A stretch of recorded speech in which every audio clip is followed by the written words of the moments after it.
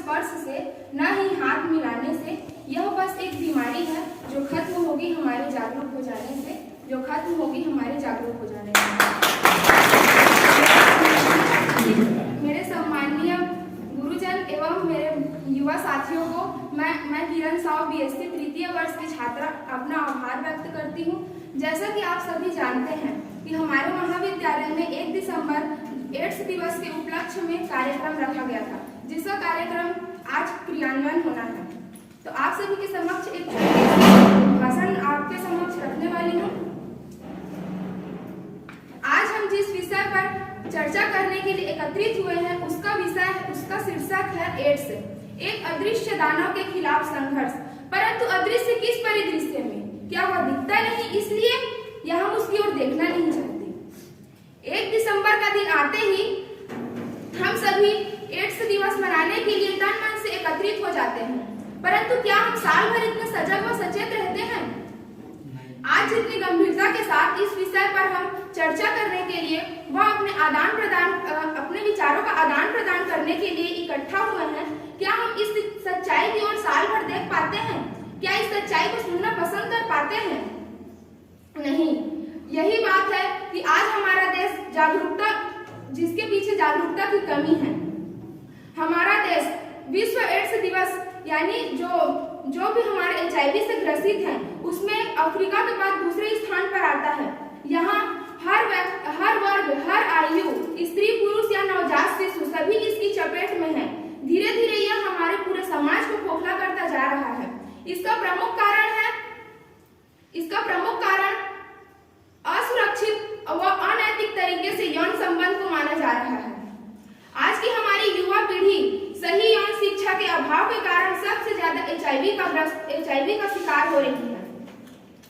इसका नाको का जो सर्वे रिपोर्ट हमें यह बताता है कि जो विश्व एड्स दिवस में जो एड्स सूची में जो युवाओं का जो प्रतिशत है वो है 88%। हमारा भारतीय समाज नैतिकता व संस्कृति की दुहाई देकर हमेशा यौन शिक्षा तथा उसकी उपयोगिता का विरोध करता आ रहा है।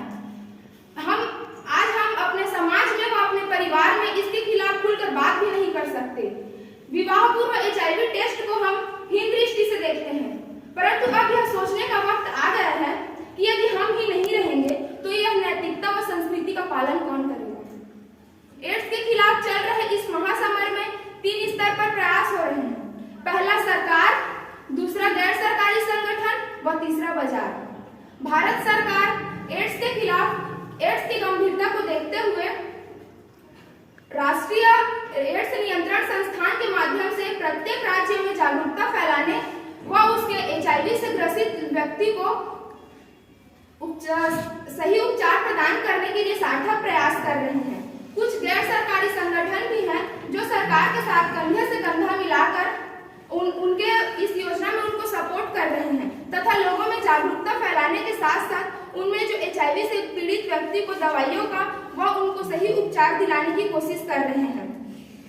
तो क्या मैं आप सभी से पूछना चाहती हूँ कि क्या सही में हमारा समाज जागरूक हो पाया है? नहीं। हमारा जो देश है अभी विकसित देश की होड़ ले रहा है। 2047 तक जो विकसित देश की कल्पना कर रहा है, उसमें हमारा जो समाज है वह खुद जागरूक नहीं हो पाया है, तो हमारा देश आगे कैसे बढ़ेगा? हम एड्स दिवस में जो लड़ाई हम लड़ रहे हैं उसमें हम बाजार को भी पीछे नहीं कर सकते। बाजार, हमारा देश का जो दवा युक्त उद्योग है वह इतना विशाल है कि वह हमारा देश विश्व के कई देशों की बीमारी का इलाज अकेला कर सकता है। परंतु यह कैसी विडंबना है कि हमारे देश के लाखों लोग जो HIV से ग्रसित हैं, उनको एड्स जो रोधक दवा है ARV, उनकी उपलब्धता नहीं हो पा रही है। परंतु बात खत्म यही नहीं हो जाती। हमारे चिकित्सक भी एड्स पीड़ितों को उनको भेदभावपूर्ण व्यवहार करते हैं। 2006 की जो सर्वे रिपोर्ट है वह हमें यह बताता है कि 25% HIV पीड़ितों को चिकित्सा देने से वंचित कर दिया गया है। परंतु अब हमें यह सोचना है, हमें यह ठानना है कि हम युवा पीढ़ी ही जागरूक होकर इसमें अपना अगला कदम आगे बढ़ा सकते हैं। हमारे देश में कुल जनसंख्या का 0.36% एड्स रोग से ग्रसित हैं।